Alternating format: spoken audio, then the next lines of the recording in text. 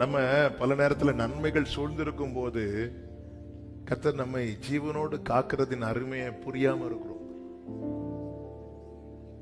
எங்க இது தீபம் பூணு ஊதுனா அணைஞ்சிரும். இன்னும் நீங்க கவனிச்சீங்கன்னா தெரியும், எல்லாம் இருக்கிறவன சாத்தான் தொட மாட்டான். இந்த காத்து இருக்கிறான் தெரியுமா, ஒண்ணு இல்லாம அவனதான் சுத்தி சுத்தி சுத்தி சுத்தி சுத்தி. அந்த 12 கூட நிறைய இருக்கும்போது சாத்தான் வரல.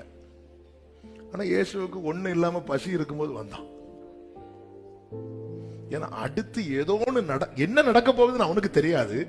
ஆனா அவனுக்கு தெரியும் அடுத்து ஏதோ வெயிட்டா நடக்க போகுது. அவருடைய நேச பிள்ளைய பசியில விட்டாருன்னா அடுத்து ஏதோ ஒண்ணு வெயிட்டா நடக்க போகுது.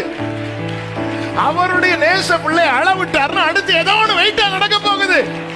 அவருடைய நேச பிள்ளைய காத்திருக்க வைக்கிறாருன்னா அடுத்து ஏதோ ஒண்ணு வெயிட்டா நடக்க போகுது.